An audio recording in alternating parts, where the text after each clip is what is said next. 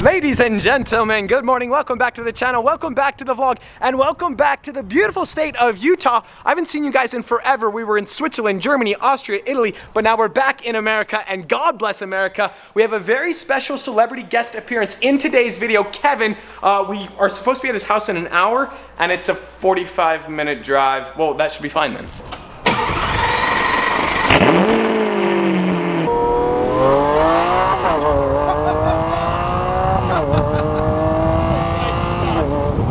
Three-cylinder Citroen we drove in Italy got like 90 miles to the gallon, and the Aventador, well, it doesn't.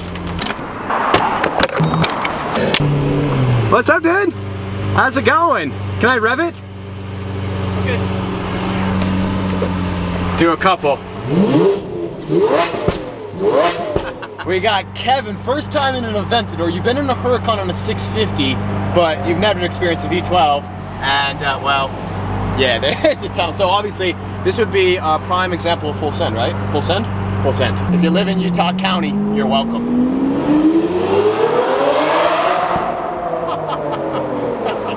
How was that? Not bad, eh? I'm trying to hold the camera as steady as possible. Oh, jeez. Hey, how was that? Not bad. Look at that smug smile. What's the verdict, Kevin? Aventador, you need one? Yeah, I think so. The V12, the sound, that's the best part. Awesome, well, it was nice to meet you. Good to see you again, and when I get the replacement for this car, we'll have to go for a ride. Deal? Deal. Done. See you guys, have a good one. I don't really know where we're headed, but I know exactly where we're headed. We're headed to Mobetta's, yes, yes, yes. We haven't made it to Mobetta's yet, and we have some bad news. The check engine light's back. It's back. I've run into a bit of an issue. It's kind of a weird issue. I only have two cars, and they're both Lamborghinis. That is Nick's GT350. Isn't that just lovely? I have a new gas strut ordered for the squeaky door in the Aventador. Makes and models just took delivery of it, so I'll schedule that soon. We got a bunch to talk about. Jeep Gladiator, Elephant. So the Elephant crate motors have not arrived yet. They were supposed to arrive to America's Most Wanted in Michigan end of May. It's now the end of June, and we still don't have an update. They're meeting with Mopar on Friday, so more to come. As soon as those crate motors arrive, I'm flying off to Michigan, I'm filming the install, and then driving back to Utah, and then we're chopping it up and adding a third axle. Audi R8, it was sold, and now it's not. The deal fell through. I know. Trust me, if you're upset and triggered, I had a V12, anyways, it sold. The V12 sold. The R8 is not sold. However, a new person is interested. We've agreed to terms, but cash title have not traded hands, so I don't know. But that means the Jeep is in Michigan, the R8 is effectively gone. The Aventador and the Gallardo are the only cars I have right now. It's kind of sort of awkward to be just driving Lamborghinis. I mean, it's cool, don't get me wrong, but I have a white fluffy dog who, Oscar, hey bud, on cue. Oscar's getting huge, and we need a new daily. We need a daily, don't we, bud? Yeah, you need a new ride. You need a new whip. The Aventador is not really ideal to take car shopping just for negotiating power, so we're gonna take the Gallardo. Welcome here to Larry H. Miller. They got a Gladiator right there, and they got another one over here. The Gladiator was like super rare in Utah for a bit, and now they're popping up left and right. I miss mine so much, but 1,000 horsepower, it'll be worth it. There's three main competitors for the new daily driver: Subaru WRX STI, Ford Focus RS, and Volkswagen Golf R. So Larry H. Miller, they have a WRX STI for sale. We're gonna go take it for a little test drive, but first, check out the wrap on this Hellcat. That is sick. What do you guys think? Should I do digital camo someday for one of my cars? I think this is a pretty cool setup. Here it is, the 2018 Subaru WRX STI. It's a 2018. It's for sale for $34,500. It's got 30,000 miles. Some pretty cool aftermarket mods. It's got like these wing braces right here. I think it has a stock exhaust, but it's got like the carbon diffuser, this aftermarket side skirt, and then check out the interior. We got the Alcantara Recaro racing seats, and it's a 6-speed manual. Initial impressions, I like this car a lot. It is fun. It's like a little go-kart. 310 horsepower stock. This has a stage 1 cob tune, right around 340 horsepower. And this sport sharp mode is where it's at. It is sharp, it is crisp. It needs an exhaust, but the turbo sounds very, very nice. I was not supposed to like this car so much. No! See, originally I was gonna test drive this, go buy a Focus RS just because go through the motions, but now, I don't know. Let the turbo spool.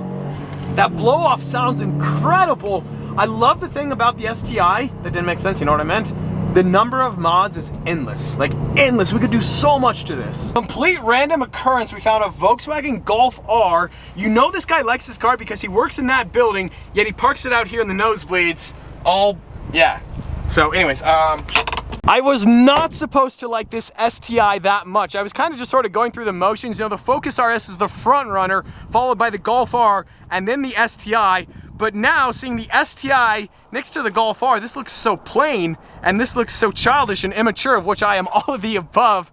Girth Nation, welcome back to the channel, and welcome back to the vlog. We even have a carbon fiber emblem, which is pretty cool. In the comments below, Focus RS, Golf R, or Subaru STI. The biggest concern with the STI, it's a 4-door sedan, it's not a wagon, whereas the Golf R, the Focus RS are both wagons, and for Oscar, that's definitely more ideal. All three are all-wheel drive. They all have between 300, 350 horsepower. But my biggest concern, would I fit in Subaru Nation? I mean, I don't vape. Are you allowed to drive an STI and not vape? I'm sure I just triggered the nation, but on that bombshell, I don't vape. I've never driven a Golf R. I've heard great things about it, but I don't think I'm gonna test drive one today, maybe tomorrow. Whatever car I end up buying, I'm gonna be doing a lot of mods to, and the goal is to do all the mods myself. I'll leave the exterior very stock, like no wrap, no carbon fiber, just like very plain Jane, but performance-wise, we're gonna be doing a lot. And the goal is to do everything myself. Like the Aventador or the Gallardo, if I break something on those cars, it's like, I'm gonna go bankrupt. Whereas on one of these cars, I should be able to break stuff a couple times before going bankrupt, and I really need that, so. There's something about driving an STI, I just feel like I'm gonna get pulled over. Like, it just is par for the course, right? The WRX, it needs a wing. You have to go STI. Also, Gallardo looking prime right there.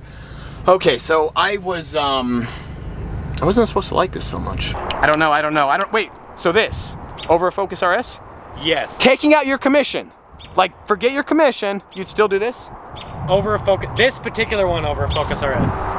Okay, so yeah, we're gonna go test drive one like right there. Somewhere there's a Focus RS here. The Gallardo is actually the worst car ever to bring to a dealership, so the RS is right there. The Focus RS right here, but we have the Honda Civic Type R. I didn't even consider this as a daily driver, should I?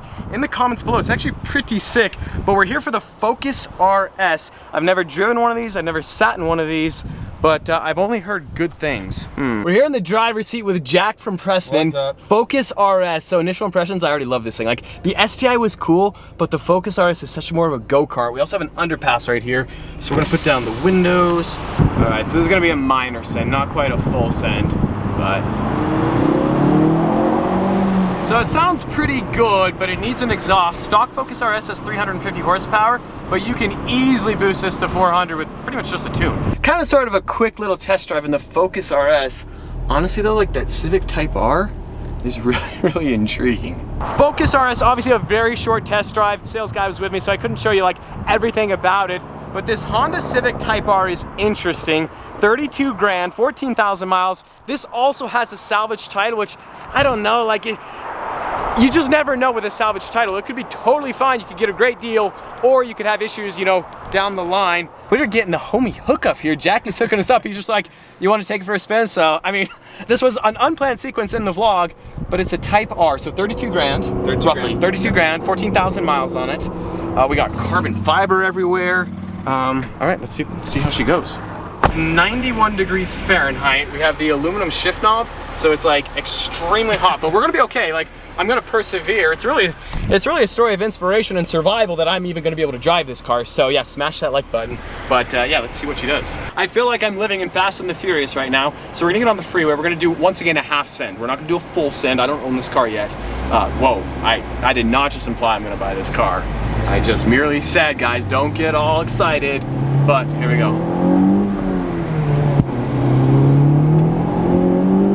I like this. This is nice. This is well nice. I don't know anything about the Type R, except this car does not fit me whatsoever, but I really, really like it. It has rev matching on downshifts, so you feel like a hero driving it. It probably has like 350, 400 horsepower. I have no idea. Obviously, I'm making up these numbers on the fly, but I like this. I like it a lot. Came here to Pressman for the Focus RS. Didn't even consider the Type R, and now the theme of today's video was going to be my journey of falling in love with the Focus RS. We're going to test drive the STI, we're going to test drive the Golf R, and then the Type R showed up, and well, now I don't know what to do. All the cars here at Pressman Auto are salvage titles. This Type R had some flood damage, whereas the Focus RS had some front-end collision, both pretty minor, but obviously like flood damage. You might have some electrical issues, you know, who knows. The Type R, I don't know. I'm not gonna buy a car today. I gotta do more research. Focus RS, ooh, in the comments below. Focus RS, Honda Civic Type R, Subaru WRX, STI, or Golf R in the comments below. I need a daily driver though, because daily driving the Gallardo, it's just not making sense. The keys are good.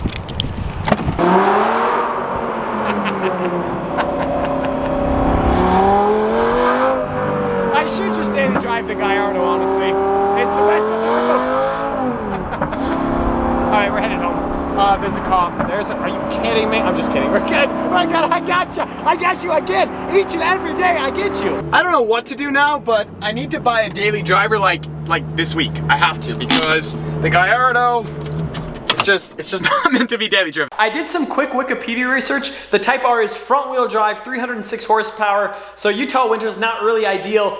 And then just the styling, I don't know, it's hit or miss. Some people love it, some people hate it. If I show up to an important meeting in a Type R, do I immediately lose all credibility? If I go on a first date with a girl, am I ever gonna see that girl again if I pick her up in a Type R? I cannot say with 100% certainty I'll ever see her again. So on that bombshell, I don't know what to do. In the comments below, guys, if I'm missing any type of car that should be considered for the new daily driver, let me know. I need to buy this car like ASAP though, because daily driving the Gallardo, the Aventador, is not working out very well. So anyways, as always, I hope you guys enjoyed today's video. If you did, like squad, be sure to smash that like button. But just like that, this vlog is over, and I'm out.